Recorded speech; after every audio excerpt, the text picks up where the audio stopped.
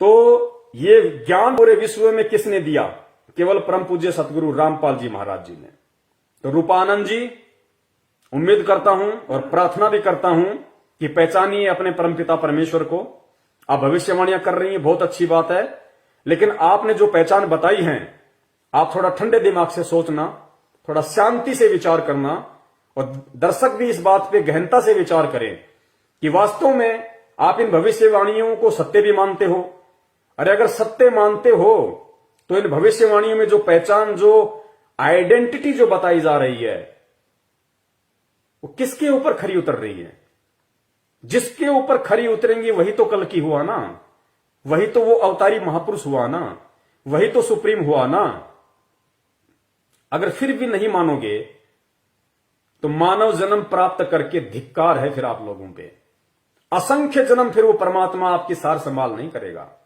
84 लाख योनियां तैयार हैं। फिर सुनिए आगे क्या कह रही हैं। और एक बात और ध्यान देना, जब भी कोई अवतार लेता है ना तो अकेले नहीं लेता, दो लोग साथ में आते हैं। एक शक्ति का अवतार होता है, ज्ञान का अवतार होता है। जैसे कृष्ण जी ज्ञान के अवतार थे, ज्ञान था, उनमें ज्ञान देते थे। लेकिन जो बलराम थे वो शक्ति का अवतार थे। दो लोग साथ जरूर आते हैं। राम जी और लक्ष्मण जी भी दो अवतार आते ही आते हैं, इसलिए दो आएंगे ही आएंगे उसके साथ। तो ये जो वो कभी अकेले नहीं आ सकते, कल की अवतार कभी भी अकेले नहीं आ सकते, उनके साथ दो लोग ही होंगे। एक वो होंगे और एक और होंगे, दो होंगे, एकदम होना ही होना है। ये कभी नहीं हो सकता कि वो अकेले आए। तो एक शक्ति का अवतार होगा, एक ज्ञान का अवतार होगा, और दोनों मिलकर पूरी दुनिया पर राज करेंगे। ये हमेशा ध्यान रखना, ये ध्यान रखना। आगे रूपानंद जी कह रही हैं कि जब भी कोई अवतार इस पृथ्वी पे आता है तो वो अकेला नहीं आता, दो आते हैं। अकेला नहीं आता। इन्होंने श्री रामचंद्र जी का एग्जाम्पल दिया कि श्री रामचंद्र जी जब आए तो साथ में लक्ष्मण जी आए, जो शक्ति का अवतार था। शक्ति का मतलब होता है पावर। शक्ति का मतलब यहां पे आप जी दुर्गा मत समझ लेना। शक्ति का अवतार का मतलब है पावर, क्योंकि लक्ष्मण जी कोई दुर्गा के अवतार नहीं थे, वो शेषनाग जी के अवतार थे। तो शक्ति का मतलब होता है पावर, स्ट्रेंथ, सिद्धियां। तो जब भी कोई अवतार इस पृथ्वी पे अवतरित होता है तो वो दो लोग आते हैं। रामचंद्र जी के साथ में इन्होंने बताया कि लक्ष्मण जी आए, फिर द्वापर में श्री कृष्ण जी के साथ में बलराम आए। ऐसे ही ये कह रही हैं कि जो कल की आएगा उसके साथ भी एक और आएगा, वो दो आएंगे और दोनों मिलकर पूरी दुनिया पे राज करेंगे। तो पुण्यात्माओं, ये अध्यात्म है। यहां हमने कुछ बातों पे विचार करना पड़ेगा। जगत वाले अभी इन बातों को नहीं समझ पाएंगे। हम भगत हैं, हम उस परमपिता परमेश्वर की शरण में हैं। हमारे ऊपर ज्ञान की विशेष रजा है, विशेष दया है। तो हमने इस चीज को समझना पड़ेगा कि यहां पे जो भविष्यवाणियां इन लोगों ने जो की है, इन्होंने अपने हिसाब से की है कि वो दो आएंगे, जबकि किसी भी धर्म शास्त्र में, किसी भी ग्रंथ में कल्कि के साथ में किसी दूसरे के आने की कोई भविष्यवाणी नहीं है। लेकिन इन्होंने अपने दृष्टिकोण से ये बातें इन्होंने यहां पे राम के साथ में लक्ष्मण को जोड़ के और श्री कृष्ण जी के साथ में बलराम को जोड़ के की है। हो सकता है जो कल की आगे आएगा, कलयुग के अंतिम चरण में लाखों वर्ष बाद, हो सकता है उसके साथ कोई एक और आ जाए। लेकिन वर्तमान में जिस हम कल्कि की बात कर रहे हैं, जिसकी पहुंच इन भविष्य वक्ताओं को 7 जन्मों तक नहीं है, क्योंकि वो परमपिता परमेश्वर है, समर्थ है, वो कबीर साहब है, उसको किसी दूसरे की जरूरत नहीं है। वो अकेला ही पूरी सृष्टि का रचयिता है, अकेला ही पूरी सृष्टि का संचालन करता है। और उस परमपिता परमेश्वर को अपना मिशन पूरा करने के लिए किसी दूसरे की जरूरत नहीं है। अरे उस परमपिता परमेश्वर ने, सतगुरु रामपाल जी महाराज जी ने लाखों शक्तियां खड़ी कर दी, लाखों शक्तियां।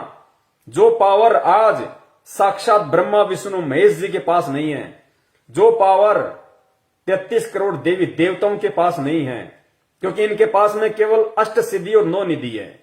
इससे ऊपर इनके पास कुछ नहीं है। किनके पास? ब्रह्मा विष्णु महेश जी के पास। अब इनके जो साधक होंगे, जो भगत होंगे, उनको क्या सिद्धियां होंगी?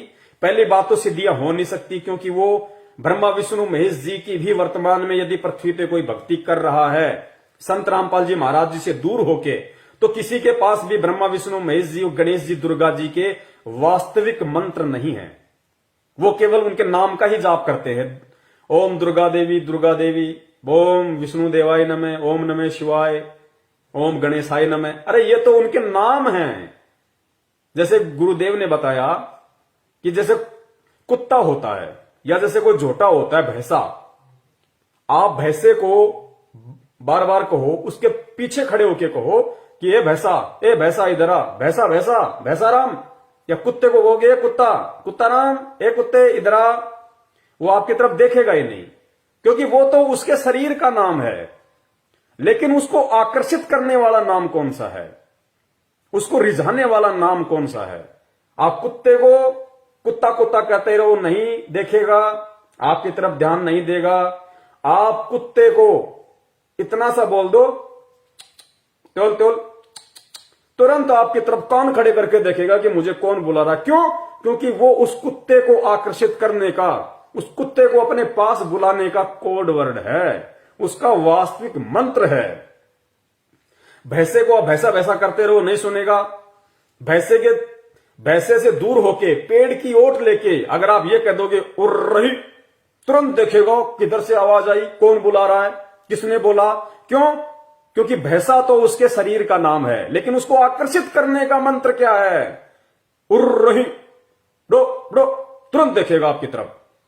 ऐसे ही ब्रह्मा विष्णु महेश दुर्गा देवी देवता भैरव भूत हनुमान श्री कृष्ण श्री रामचंद्र, आप इनके रात दिन जाप करते रहो, ये आपकी तरफ ध्यान नहीं देंगे, क्योंकि वो तो उनके शरीर का नाम है। लेकिन उनसे लाभ लेने वाला वो कोड वर्ड क्या है, वो मंत्र क्या है? वो मंत्र इस पूरी पृथ्वी पे केवल परम पूज्य सतगुरु रामपाल जी महाराज जी के पास है, जो मुझे प्राप्त है, जो आप मेरे हजारों लाखों भगत भाई बहनों को प्राप्त है। तो वर्तमान में यदि किसी के पास में कोई पावर भी है, कोई शक्ति भी है, क्योंकि भगत के अंदर 24 प्रकार की सिद्धियां होती हैं। परम पूज्य सतगुरु रामपाल जी महाराज जी ने, जो कबीर परमेश्वर हैं, उन्होंने इस पृथ्वी लोक पे आके शास्त्र अनुकूल हमें जो भक्ति विधि दी है, जो साधना दी है, उस भक्ति विधि से प्रत्येक भगत में जो मर्यादा में रह के भक्ति करता है, गुरुदेव ने बताया कि उसके अंदर 24 सिद्धियों का वास हो चुका है। लेकिन बच्चों, ये 24 सिद्धियां मैं तुम्हारे अंदर प्रकट नहीं होने दूंगा। क्यों? क्योंकि मेरा मकसद अब की बार तुम्हारा आत्म कल्याण करना है, तुम्हारा उद्धार करना है, तुम्हें सचखंड लेके जाना है, तुम्हें सतलोक लेके जाना है। इसलिए मैं जो ये भक्ति मंत्र देके और जो तुम्हारे भक्ति रूपी टायर में हवा भरवा रहा हूं, मैं इसको पंचर नहीं होने दूंगा। क्योंकि इसी हवा के प्रभाव से, इसी पावर के प्रभाव से तुम सतलोक जाओगे। इसलिए परमेश्वर उनको प्रकट नहीं होने दे रहे। वरना ब्रह्मा विष्णु महेश जी के पास तो केवल 8 सिद्धि 9 निधि हैं। इस दास के पास, आप सभी भाई बहनों के पास, जो उस परमपिता परमेश्वर सतगुरु रामपाल जी महाराज जी से नाम उपदेशी हैं, जिसको सतनाम मिल चुका है, जिसको प्रथम मंत्र मिल चुका है, उसके पास में 24 सिद्धियों का भंडार है, भंडार। तो पुण्यात्माओं, वो परमात्मा तो किसी को भी निमित्त बना देगा, किसी को भी खड़ा कर देगा। उसको दो की क्या जरूरत है? उसके पास तो लाखों हैं। आज उस परमपिता परमेश्वर के लाखों बेटा बेटी हैं, उनको दो की तो छोड़िए, उनके पास तो लाखों शक्तियां हैं, लाखों शक्तियां। लक्ष्मण जी और बलराम जी से भी प्रबल लाखों शक्तियां आज उनके पास में हैं। तो ये आध्यात्मिक दृष्टि से आप और हमें यहां पे समझना पड़ेगा कि परमपिता परमेश्वर जो सबका बाप है, सबका पिता है, सारी सृष्टि का रचनहार है, उत्पत्ति करता है, जिसने 6 दिन में सृष्टि रची, 7वें दिन तख्त पे जा बैठा, यानी सतलोक में वापस जा बैठा। इस काल को सृष्टि रच के हैंड ओवर कर दी कि ले भैया, तेरी यही इच्छा थी, संभाल अपने डमडमे को। उस परमपिता परमेश्वर, उस समर्थ को क्या जरूरत है दूसरे की, या दूसरे को साथ में लाने की? तो ये इनकी जो सोच है, वो राम और श्री कृष्ण जी के जीवन को देखते हुए कल की अवतार के साथ इन्होंने ये बातें जोड़ी हैं, जो इनकी मनमुखी हैं। इनका अध्यात्म से कहीं कोई लेना देना नहीं है। आगे चलिए, ये क्या बोलती हैं। जब भी कोई आपको ये बोले ना कि मैं कल की हूं, उसकी बातों में कहीं मत आना, पहले चेक करना, उसके बाद आना। आप पब्लिक लोग बहुत भोले हो, बहुत ज्यादा भोले। कोई भी आपको बेवकूफ बना देगा। अब ये बहन जी कह रही है कि जब भी आपको कोई बोले कि मैं कल की हूं, तो उसकी बातों में मत आना, आप बहुत भोले हो, आप तुरंत किसी न किसी के बहकाव में आ जाते हो। कोई भी आपको ठग लेता है, आपसे फंड ले लेता है कल्कि के नाम पे, और आप दे देते हो। देश की जनता बहुत भोली है। आप कभी भी लोगों के चक्करों में मत आना कि मैं कल्कि हूं, मैं कल्कि हूं। अरे तो मेरी प्यारी बहना, जब आपको देश दुनिया वालों की इतनी चिंता है और फिर आप कह रही हो कि मुझे पता है कि वो कल्कि कौन है, मैं उसको जानती हूं, तो बता दो ना उसका नाम कौन है। बता क्यों नहीं देती भाई? इसका मतलब हुआ भाई, इनकी झूठ है ये, जो ये कहते हैं कि हम कल्कि को जानते हैं, हमारे सिवा कल्कि को कोई नहीं जानता। वो कहां है मुझे ये भी पता है। आप देखना आगे ये बताएंगे ये सारी बातें। तो कहां पता है इनको कि कल्कि कौन है? अरे कल्कि का तो उसी को पता होगा जो कल्कि की शरण में है, जो कल्कि के संपर्क में है, जो पूर्व जन्मों की शुभ संस्कारी भक्ति युक्त आत्मा है, उसको पता होगा कल्कि कौन है। बहन, आज आप वर्तमान में किसी परम शक्ति के संपर्क में नहीं है। आपको जो थोड़ी बहुत जो ये दिव्य दृष्टि है, थोड़ी बहुत जो आपको ये महसूस होता है, ये आपके किसी पिछले जन्म की भक्ति है, जिसको आप नष्ट कर रही हो। ये भविष्यवाणी आप जो कर रही हो ना, आपकी बहुत भक्ति कमाई नष्ट हो रही है, बर्बाद हो रही है। जिस प्रकार मैंने मोबाइल में 100 रुपए का रिचार्ज करवाया, उसके बाद मैं जितना इंटरनेट यूज करूंगा, जितना यूट्यूब देखूंगा, फेसबुक देखूंगा, उतना ही मेरा रिचार्ज माइनस हो रहा है, माइनस हो रहा है। तो आपके पास में आपके पिछले किसी जन्म का थोड़ा बहुत भक्ति रिचार्ज है, जिसकी वजह से आप ये कुछ बातें बता पा रही हैं, वरना और लोग क्यों नहीं बता रहे? आप ही क्यों बता रही हैं? तो आप अपना डाटा, अपना रिचार्ज आप खुद बर्बाद कर रही हैं। देखो, परमपिता परमेश्वर ही कल की अवतार हैं वर्तमान के, यही सुप्रीम है, यही भगवान है, यही गॉड अल्लाह रब है। अरे ये तो हैं। आप ना भविष्यवाणी करोगी तो भी ये साबित होने हैं, तो भी ये एक समय पूरी दुनिया के सामने आने हैं, और पूरी दुनिया को मानना पड़ेगा। इनके दर पे, इनके चरणों में सर पटक पटक के रोना पड़ेगा कि परमात्मा दुर्भाग्य था हमारा जो हम आपको पहले नहीं समझ पाए। आप बताओ या ना बताओ। जैसे कोई भी ज्योतिष वाला व्यक्ति है, वो गणना करके अगर ये बता दे कि कल शाम को सूरज 6:05 पे अस्त होगा, अरे अगर वो ना बताएगा तो भी अस्त होगा, क्योंकि सूर्य को तो उस दिन 6:03 पे या 5 पे ही अस्त होना है। तो अगर वो भविष्यवक्ता बता दे, जोड़ जुगाड़ लगा के अपना जो गणित है उनका, जो ज्योतिष वाला, उस आधार से वो बता भी दे, तो भी सूरज को 6:05 पे ही अस्त होना है। और अगर वो ना बताएगा तो भी सूरज को तो 5 या तो 6:05 पे जो निर्धारित उसका समय है, उसी समय पे अस्त होना है। तो ठीक इसी प्रकार चाहे भविष्य वक्ता भविष्यवाणियां करें या ना करें, उस परमपिता परमेश्वर को, उस सायरन को, उस हिंदू धर्म के सुप्रीम नेता को, धार्मिक नेता को, तो समय आने पे बहुत जल्दी पूरी दुनिया के सामने प्रकट होना ही होना है। यह आप लोगों का सौभाग्य है जो आपको पहले से जानकारियां दी जा रही है, जो आपको हम जैसे सेवकों के माध्यम से, सत्सेवकों के माध्यम से आप लोगों तक ये जानकारियां, गुप्त संदेश, ये रहस्य पहुंचाया जा रहा है कि वो कल्कि है कौन, वो सुप्रीम कौन है, जिसकी शरण में आके तुम अपना आत्म कल्याण करवा सकते हो, मुसीबत के दिनों में अपना बचाव कर सकते हो।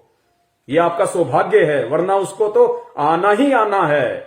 और दुनिया झक मरा के, सिर पटक पटक के मानेगी कि हां, अगर कोई है तो केवल यही है। भी कोई आपको ये बोले ना कि मैं कल्कि हूं, उसकी बातों में कहीं मत आना, पहले चेक करना, उसके बाद आना। आप पब्लिक लोग बहुत भोले हो, बहुत ज्यादा भोले। कोई भी आपको बेवकूफ बना देगा कि आप बन जाओगे, नहीं। आपको पहले एनालाइज करना पड़ेगा, क्या वो कल्कि जो बन रहा है, क्या वो सच में कल्कि बनने लायक है, क्या होने लायक है वो कल्कि, ये जरूर देखना। और मैं इतना बता रही हूं, वो जो कल्कि अवतार है वो उत्तराखंड से है, उत्तराखंड से ही है। और हाँ, जय गुरु, सबसे पहला पॉइंट जो मैंने बताया था, जय गुरुदेव जी का, जो संत थे, बहुत पहले की बात है। तो उन्होंने उत्तर प्रदेश क्यों बोला था? अब आप कहोगे कि मैंने उत्तर प्रदेश पहले बोला, कि उन्होंने ये बताया। तो उत्तर प्रदेश और उत्तराखंड पहले एक ही था, बाद में वो दोनों डिवाइड हुआ तो अलग हुआ। तो उत्तर प्रदेश में ही उत्तराखंड था, वो बाद में बना, जब डिवाइड हुआ तब उत्तराखंड को अलग किया गया। तो उन्होंने भी भविष्यवाणी में ही उत्तर प्रदेश का नाम लिया। और जो हमारे जो साधु संत हैं उत्तराखंड के, उन लोगों ने भी उत्तराखंड ही नाम दिया था।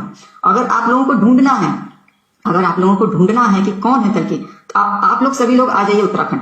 वहां पे जितने साधु संत हैं सबसे पूछ लीजिए, जहां जो असली साधु है, जो कहीं तपस्या कर रहे हैं, जो कहीं रह रहे हैं एक ग्रुप बनाकर, तो उनसे पूछिएगा कि कल्कि अवतार कहां से। वो लोग एक ही नाम लेंगे, उत्तराखंड से होगा वो, क्योंकि सबको पता है उत्तराखंड से है। वहां के साधु संत को पता है, हिमालय के साधु संत को भी पता है उत्तराखंड से है। तो ये मैंने एक बहुत बड़ी बात बताई। आप लोग कहीं इधर उधर मत ढूंढिए, कहीं उधर मत भटकिए। उत्तराखंड का है वो, उत्तराखंड में ढूंढिए, देखिए कौन है वो, ताकि आप लोग कहीं भटके ना। आगे रूपानंद जी कह रही हैं कि वो जो कल्कि होगा, जो सुप्रीम होगा, वो उत्तराखंड से है। आप लोग और कहीं मत ढूंढिए, कहीं मत भटकिए, किसी के बहकावे में मत आइए। अगर उसको ढूंढना है, जानना, पहचानना है, तो उत्तराखंड के साधु संतों से मिलिए। जो असली साधु संत है, जो कोई तपस्या कर रहे हैं, वो उत्तराखंड से ही होगा। वो सुप्रीम, वो कल्कि उत्तराखंड से ही होगा। फिर कह रही है कि जय गुरुदेव जी ने अपनी भविष्यवाणी में कहा था कि वो उत्तर प्रदेश से होगा, और मैं आज उत्तराखंड बोल रही हूं। फिर इन्होंने उसका स्पष्टीकरण दिया कि जिस समय जय गुरुदेव जी ने भविष्यवाणी की थी, उस समय उत्तराखंड और उत्तर प्रदेश एक ही था, इनका विभाजन नहीं हुआ था। आगे चल के फिर ये उत्तराखंड एक दूसरा स्टेट बन गया। तो ये कह रही हैं कि जय गुरुदेव जी के अनुसार वो उत्तराखंड से ही होगा। तो ये अध्यात्म है, बहुत सारी चीजें हैं जो इन लोगों के आसपास भी नहीं है, इन भविष्यवक्ताओं के, ना ये जान सकते ना ये पहचान सकते। अगर इनको इतना ही कंफर्म है कि वो उत्तराखंड से है, उत्तराखंड से ही होगा, और सभी साधु संतों को पता है कि उत्तराखंड से है, तो बता क्यों नहीं रहा कोई? अरे जिन साधु संतों महात्माओं का ये जिक्र कर रही है बहन, तो फिर बता क्यों नहीं देते? वो साधु संत महात्मा छुपे क्यों बैठे हैं? शर्म आती है क्या उनको उस कल्कि का नाम बताने में कि उत्तराखंड में यहां से है, ये उसका नाम है? उत्तराखंड से नहीं होगा। ये आध्यात्मिक जीवन के कोड वर्ड होते हैं। संत तुलसीदास जी ने जो उत्तर प्रदेश का नाम लिया, उन्होंने कभी ये नहीं कहा कि जिस उत्तर प्रदेश में मैं हूं, उस उत्तर प्रदेश में वो अवतार आएगा, प्रकट होगा या जन्म लेगा। उन्होंने केवल ये कहा कि वो उत्तर प्रदेश से है। अब उत्तर प्रदेश को हमारे को समझना पड़ेगा। अब जय गुरुदेव ने तो ये भी कहा था 7 सितंबर 1971 को कि आज वो पूरे 20 वर्ष का हो चुका है। अगर हो गया, तेरे को इतना ही कंफर्म है, तो कहां है?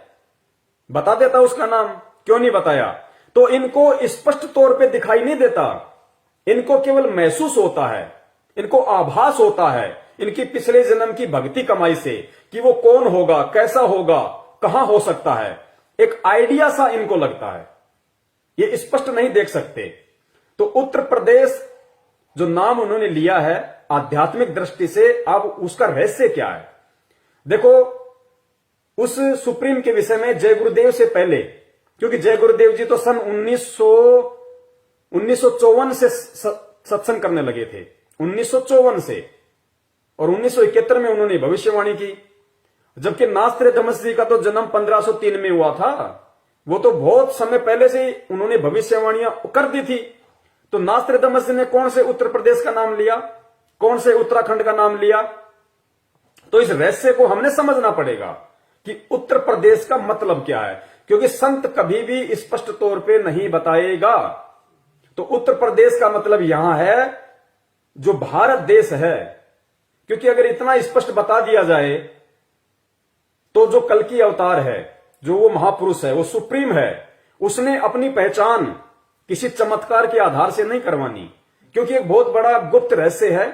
जब आप परम पूज्य सतगुरु रामपाल जी महाराज जी के यूट्यूब पे सत्संग सर्च करोगे, फेसबुक पे आप उनके सत्संग सर्च करोगे, तो और जब आप उनके सृष्टि रचना में जाओगे, जो उन्होंने समझाई है, पढ़ाई है कि सृष्टि की उत्पत्ति कैसे हुई, ब्रह्मा विष्णु महेश कौन है, कहां से आए, इनके माता पिता कौन है, इनका जन्म कैसे हुआ, इनका जीवन कैसे चलता है, क्या सिस्टम है, तो फिर आपको मालूम पड़ेगा वास्तव में कि ये बहुत बड़ा रहस्य क्या है।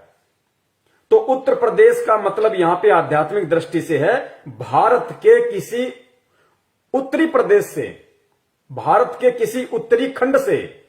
ये कह रहे हैं ना कि वो उत्तराखंड से होगा। अगर वो वास्तव में उत्तराखंड से ही होता तो जय गुरुदेव जी तो भविष्यवक्ता थे, वो तो आगे की देख सकते थे।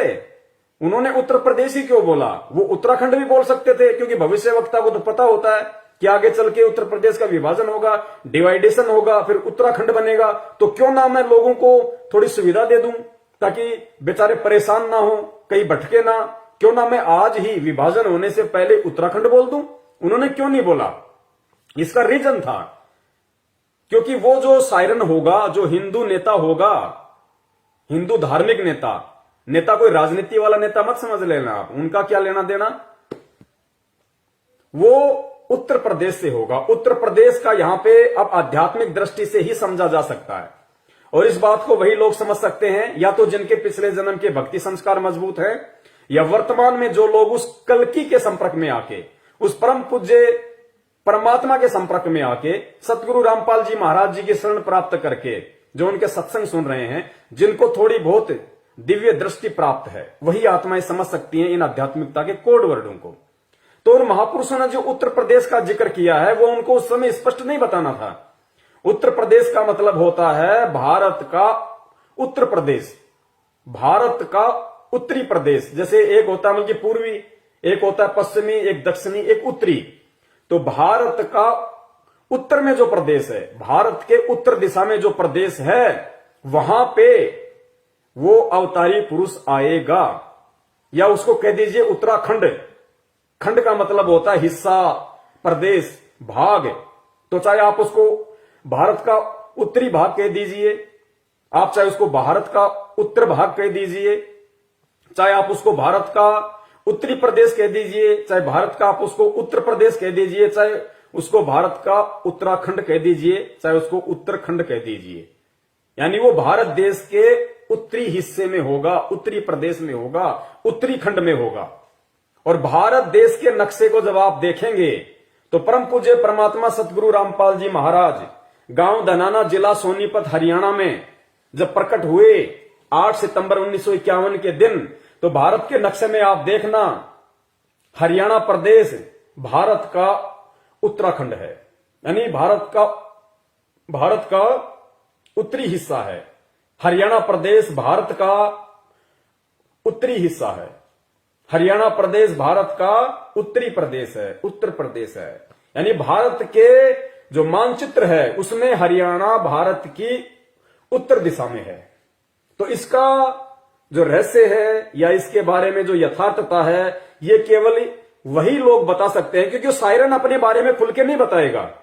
वो स्वयं नहीं कहेगा कि मैं कल्कि हूं, या मैं वो महापुरुष हूं, या मैं वो हिंदू धार्मिक नेता हूं, वो संत हूं जिसके विषय में नास्ट्रेडमस ने, फ्लोरेंस ने, कीरो ने भविष्यवाणी की है, या वर्तमान के जो भविष्य वक्ता हैं वो लोग भविष्यवाणियां कर रहे हैं, वो मैं ही हूं, ये खुल के वो कभी नहीं बताएगा।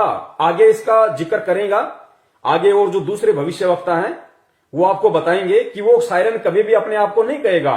उस सायरन के जो फॉलोवर्स हैं, उस सायरन के जो संपर्क में हैं, वो कहेंगे, वो उसकी पहचान करवाएंगे कि वो कौन है।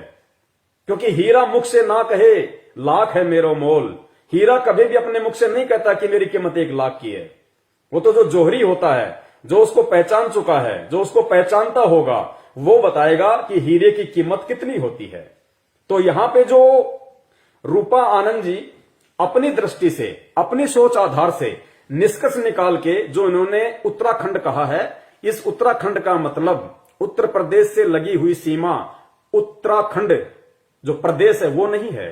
इसका मतलब है भारत का उत्तरी खंड, भारत का उत्तरी हिस्सा, भारत का उत्तरी प्रदेश, और हरियाणा भारत के उत्तर दिशा में विद्यमान है। आगे चलिए,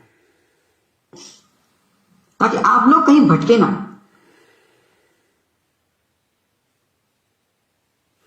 कहीं इधर उधर ना जाए। आपको ये कहे ना, कोई आपको ये कहे कि मैं कल्कि हूं, मुझे फंड चाहिए, मुझे फंड दीजिए, मैं काम शुरू करने वाला हूं, पहले देखिए उसके पास ज्ञान है भी या नहीं है ज्ञान। ये करिए, कोई भी आदमी आपको ये कहे कि मैं कल्कि हूं, मैं आश्रम बना रहा हूं, मैं काम स्टार्ट करना चाहता हूं, मुझे फंड दो, मुझे पैसा दो, तो रूपा जी कह रही है कि सबसे पहले ये देख लेना कि उसके पास ज्ञान है या नहीं है। तो भाई आप लोगों को बता दिया है, इस पूरी पृथ्वी पे, इस भारत देश की पवित्र भूमि पे सभी धर्मों के सभी धर्म ग्रंथों को खोल के एक एक श्लोक को अगर किसी ने पढ़ाया है, और जिन लोगों ने उनके अनुवाद करने में जो त्रुटियां कर दी, उन त्रुटियों को भी यदि किसी ने समझाया है व्याकरण सहित, तो वो केवल परम पूज्य सतगुरु रामपाल जी महाराज जी हैं, जिन्होंने ब्रह्मा विष्णु महेश की उत्पत्ति से लेकर उनके माता पिता की उत्पत्ति तक सब कुछ बता दिया। कि किसकी क्या स्थिति है आध्यात्मिक जीवन में, आध्यात्मिक क्षेत्र में, कौन कितने स्तर का परमात्मा है, कौन कितने स्तर का भगवान है। क्योंकि साहब तो थानेदार को भी कहते हैं, और साहब प्रधानमंत्री के नाम से पहले भी लगाया जाता है। राष्ट्रपति साहब, प्रधानमंत्री साहब, थानेदार साहब, प्रधान साहब, सरपंच साहब, तो सारे साहब हैं, लेकिन उनकी पावर में कितना डिफरेंस है। एक होता है प्रधान साहब जो कुछ एक गांव के ऊपर होता है, एक होता है राष्ट्रपति साहब जो पूरे देश के ऊपर होता है। तो नाम दोनों के आगे साहब लगा दिया जाता है, लेकिन साहब की पावर में कितना अंतर है, रात दिन का। तो भगवान विष्णु भी है, भगवान श्री रामचंद्र जी भी हैं, भगवान श्री शंकर जी भी हैं, भगवान श्री ब्रह्मा जी भी हैं, भगवान इनकी माता दुर्गा जी भी हैं, भगवान काल भी है, ज्योति निरंजन भी है, और भगवान कबीर साहिब जी को भी कहा जाता है। लेकिन इनकी पावर में कितना अंतर है, कौन कितने स्तर का साहब है, भगवान है। परम पूज्य सतगुरु रामपाल जी महाराज जी ने, जब आप उनके सत्संग सुनेंगे यूट्यूब पे, उनकी पुस्तकें पढ़ेंगे, जो उन्होंने ब्रह्मा विष्णु महेश जी के विषय में पूरा विस्तार से बता रखा है, तो उन्होंने कोई निंदा चुगली नहीं करी। उन्होंने एज इट इज प्रमाणित, जितनी उनकी पावर है, जितने स्तर के वो भगवान हैं, जितने स्तर का उनके पास में पावर है, वो उन्होंने बताया है कि ब्रह्मा विष्णु महेश जी पृथ्वीलोक, पाताललोक और स्वर्गलोक, तीनों लोकों में एक एक विभाग के मंत्री हैं।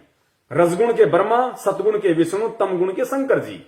शंकर जी का काम अपनी माता दुर्गा और पिता काल भगवान के आदेश से केवल यही है, ब्रह्मा जी का, क्योंकि ब्रह्मा जी ये तीनों भाई हैं, तीनों एक ही मां से उत्पन्न हैं, दुर्गा जी से तीनों का जन्म हुआ है। ये तीनों आपस में जो है ये सगे भाई हैं। किसी ने नहीं बताया आज तक, संत रामपाल जी महाराज जी के अलावा किसी ने भी। तो जो ब्रह्मा जी हैं, जो सबसे बड़े इनके भाई हैं, उनका काम है जीवों की उत्पत्ति करना। आप और हमारे को रजोगुण के प्रभाव से, हम जो शारीरिक संबंध स्त्री पुरुष जो बनाते हैं, हमारी औकात नहीं है। ये ब्रह्मा जी का जो रजोगुण है, जो उसको रजोगुण का प्रधान बना रखा है, उसके प्रभाव से हम बच्चे उत्पन्न करते हैं। यानी यहां की जो सृष्टि है, इस सृष्टि की उत्पत्ति दुर्गा और काल ब्रह्मा जी से करवाते हैं। तो ब्रह्मा जी का काम है जीवों की उत्पत्ति करना। दूसरे विष्णु जी के पास में है सतोगुण। सतोगुण के प्रभाव से ये दुर्गा और काल विष्णु जी से ब्रह्मा जी ने जो उत्पन्न किए हैं, उनका लालन पालन करवाता है। पालकहार है ये, लालन पालन, प्यार, मोह, ममता, ये विष्णु जी का गुण है, सतोगुण। तीसरे हैं शंकर जी। शंकर जी का काम है संहार करना। हम जो मरते हैं, कोई एक्सीडेंट से मरता है, कोई लड़ाई झगड़ा करके मरता है, कोई कैसे मरता है, कोई एक्सीडेंट होके मरता है, तो ये ड्यूटी है कि किस व्यक्ति को किस हिसाब से मारना है। ये ड्यूटी शंकर जी के पास में है। तो ये तीनों जो देवता हैं, वो एज ए मिनिस्टर काम करते हैं, एज ए मंत्री। और गृह मंत्री कौन है? इनकी माता दुर्गा। और प्रधानमंत्री समझ लीजिए काल भगवान है, इनका पिता ज्योति निरंजन, जो साइलेंट रह के, गुप्त रह के ये सारा काम इनसे करवाता है। तो ये भेद किसने खोला आज से पहले? लोगों की तो ब्रह्मा विष्णु महेश से ऊपर दृष्टि नहीं थी। कुछ एक जो बहुत बड़े अपने आप को ज्ञानी समझते थे, वो ब्रह्म तक जानते थे, लेकिन वो ब्रह्म के स्वरूप को नहीं जानते थे। निराकार निराकार, ज्योति दिखती है, प्रकाश दिखता है, कह के टॉपिक बंद। इससे ज्यादा कुछ नहीं पता उनको। तो वो क्यों साइलेंट है? वो भी आप और हमारी तरह मानव शरीरधारी है। वो साइलेंट क्यों है, चुप क्यों है? उसको शर्म क्यों आ रही है दुर्गा के पति को सबके सामने आने में? वो अपने बेटा बेटी को भी दर्शन नहीं देता। वो ब्रह्मा विष्णु महेश को भी उसने कभी दर्शन नहीं दिए। उसने सौगंध खा रखी है। क्यों खा रखी है? उसको एक शराप लगा हुआ है। शराप किसने दिया? परमपिता परमेश्वर कबीर साहिब जी ने। क्यों दिया? क्या गलती करी उसने? उसने दुर्गा के साथ में, जब वो सतलोक में था, यहां की कोई सृष्टि नहीं थी, सब वहीं रहा करते थे, उस समय उसने दुर्गा जी के साथ में बलात्कार करने की कोशिश की। ये बलात्कार की उत्पत्ति ब्रह्मा विष्णु महेश जी के पिताजी की देन है, जो वर्तमान में बलात्कार हो रहे हैं। ये भेद किसने खोले? यूट्यूब पे जाओ, संत रामपाल जी महाराज सृष्टि रचना लिखो, देखो। और वो अपने मुख से नहीं बोल रहे, वेद दिखाएंगे, गीता जी में दिखाएंगे, कुरान में दिखाएंगे, पुराणों में दिखाएंगे, कबीर सागर में दिखाएंगे, कबीर बीजक में दिखाएंगे, अनुराग सागर में दिखाएंगे। आंखें चौंधी आ जाएंगी। इसीलिए तो रूपा जी कह रही हैं कि वो जो कल की होगा उसकी एक पहचान और होगी। वो ऐसा बातें बताएगा, ऐसा ज्ञान देगा कि सब कुछ चेंज हो जाएगा। तो ये ज्ञान किसने दिया पूरे विश्व में? केवल परम पूज्य सतगुरु रामपाल जी महाराज जी ने। आगे चलिए, देखिए उसके पास ज्ञान है भी या नहीं है। ज्ञान किस तरह का ज्ञान है, क्या साबित कर रहा है वो? पहले चेक कीजिए, उसके बाद किसी के पास जाइए। ऐसे बेवकूफ मत बनिए आप लोग। आप लोग हमारे भारत की जनता है, तो इसका मतलब ये थोड़ी आपको कोई भी बेवकूफ बना देगा, कोई भी आपसे फंड ले लेगा कल्कि के नाम से कि हाँ मैं कल्कि हूं, मुझे फंड चाहिए और मैं काम शुरू करने वाला हूं, मैं यहां जाने वाला हूं, मैं वहां जाने वाला हूं। ये सब कभी मत कीजिएगा आप लोग। पैसे लूटने का सिर्फ तरीका होता है, उस इंसान को जो भी ऐसा करता है उसे सब पता है कि आप लोग कल्कि के नाम से भागे चले आओगे कि हाँ इसे फंड दे दो, मैं ही। अब बताइए, आप ये बताइए कि जो इंसान ऐसा कर रहा है उसके पास कितना ज्ञान है, पहले एनालाइज कीजिए। पर ये भी देखिए क्या वो उत्तराखंड से है, उसके माथे पर वी का निशान है, उसके पास ज्ञान है, ऐसा ज्ञान जो तीनों चीजें उन्होंने एक साथ बता दी कि पहले चेक कर लीजिए उसके पास में ज्ञान है या नहीं है। तो आप जी को साबित कर दिया कि ज्ञान इस पूरे ब्रह्मांड में अगर किसी के पास है, केवल सतगुरु रामपाल जी महाराज जी के पास है। उसके माथे पर वी का निशान है या नहीं है?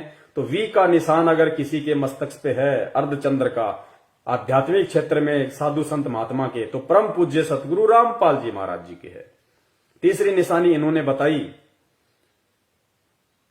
उत्तराखंड से है, वो उत्तराखंड से है या नहीं है। तो आपको उत्तराखंड का भी रहस्य साबित करके बता दिया कि उत्तराखंड का मतलब क्या होता है। भारत देश का उत्तरी खंड, उत्तरी हिस्सा, उत्तरी भाग। तो ये भी देखिए क्या वो उत्तराखंड से है, उसके माथे पर वी का निशान है, उसके पास ज्ञान है, ऐसा ज्ञान जो इतिहास बदल दे, हिम्मत रखता है इतिहास बदलने का।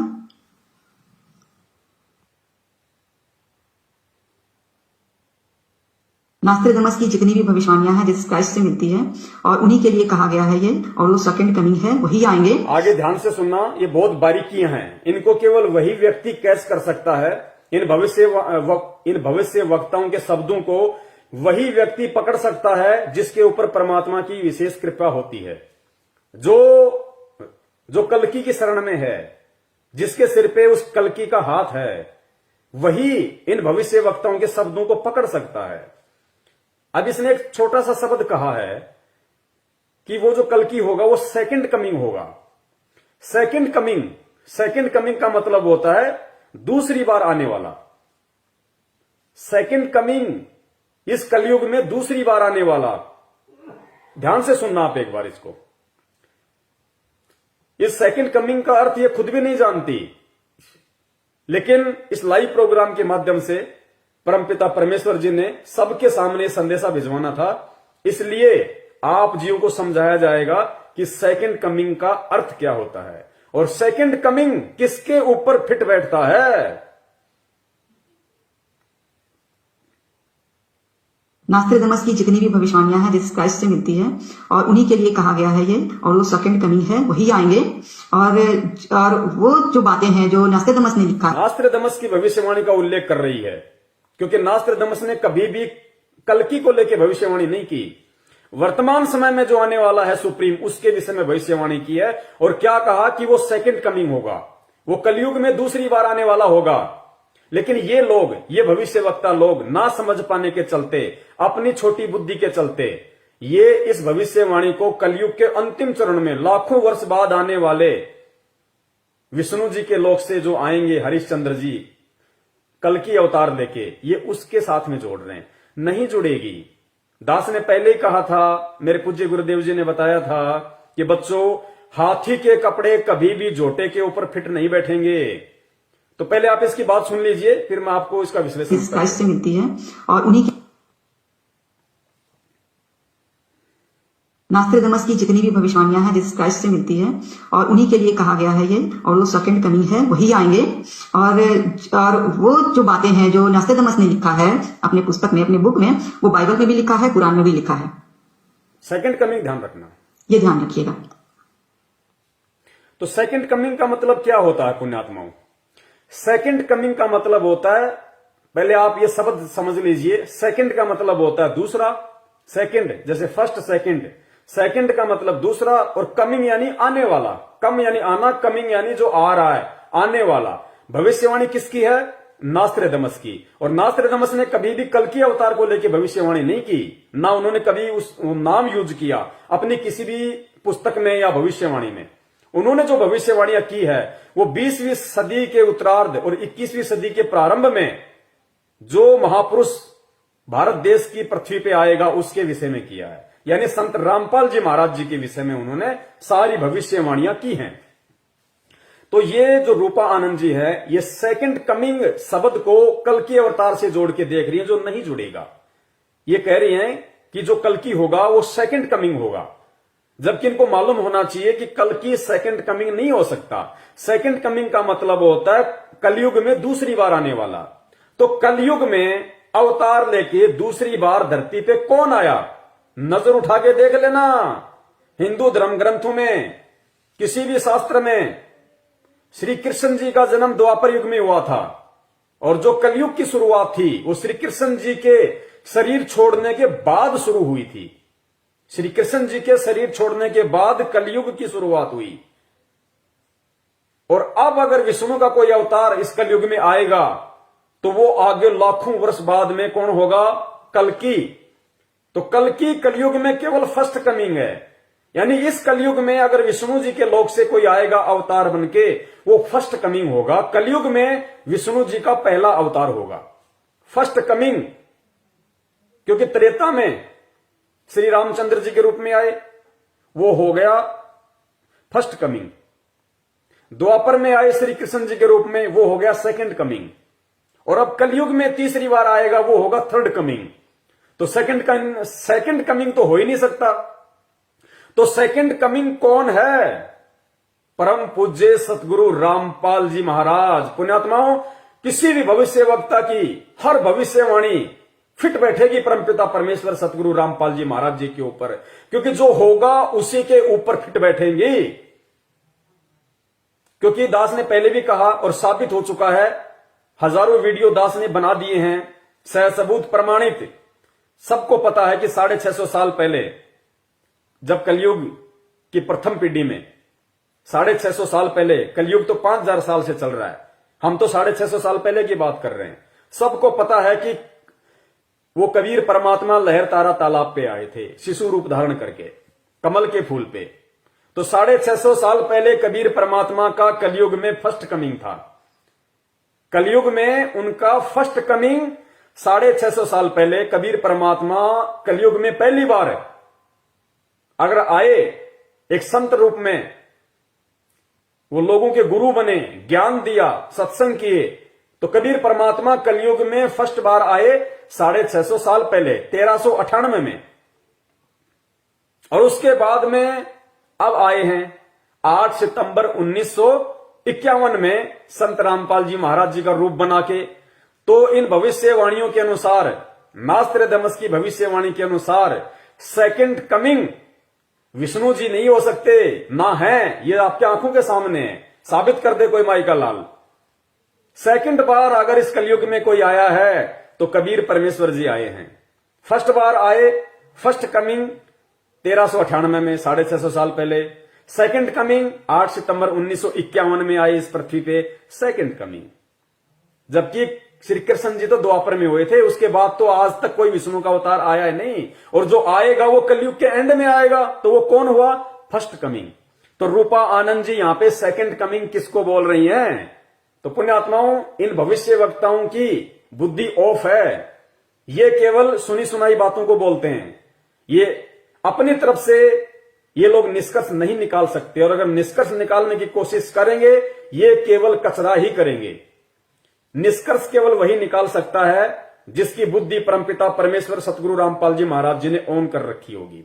वही इन भविष्य वक्ताओं की शब्दों की जांच पड़ताल कर सकता है। वरना ये ऐसे लोग, इनसे बड़े बड़े लोग शर्माते हैं इनके सामने बोलने से। इनकी हर एक बात को मानते हो, चाहे उल्टी हो चाहे सीधी हो, क्योंकि उनको बेचारों को खुद नहीं पता। तो ये लोग उआबाई बक रहे हैं कि वो सेकंड कमिंग होगा। ये बोल तो सही रही है, लेकिन इसकी दृष्टि उस कबीर परमेश्वर के तो आसपास भी नहीं है। इसकी दृष्टि कल्कि के ऊपर है, जबकि कल्कि कलयुग में फर्स्ट कमिंग होगा। और कबीर परमेश्वर कलयुग में सेकंड कमिंग होंगे, जिसके विषय में ये बोल रही है। एक बार दोबारा से सुन लीजिए, आप जी को दृढ़ता आएगी कि हमारे परम पूज्य परमात्मा कबीर साहब जी कलयुग में सेकंड कमिंग बनके दूसरी बार 8 सितंबर 1951 को संत रामपाल जी महाराज जी के रूप में हमारे गुरु बने हुए हैं। ये हमारा सौभाग्य है। हर भविष्यवाणी कबीर परमात्मा की दया से उन्हीं के ऊपर फिट बैठेगी, किसी दूसरे पे फिट बैठ ही नहीं सकती, क्योंकि एकमात्र कल की अवतार वर्तमान का वही है। एकमात्र सुप्रीम धार्मिक नेता वही है। जगत का तारणहार, जगत का मुक्तिदाता एकमात्र वही है और कोई नहीं है। सुनिए, नास्ट्रेडमस की जितनी भी भविष्यवाणियां हैं जीसस क्राइस्ट से मिलती है, और उन्हीं के लिए कहा गया है ये, और वो सेकंड कमिंग है, वही आएंगे।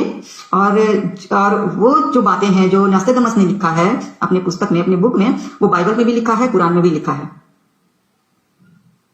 ये ध्यान रखिएगा।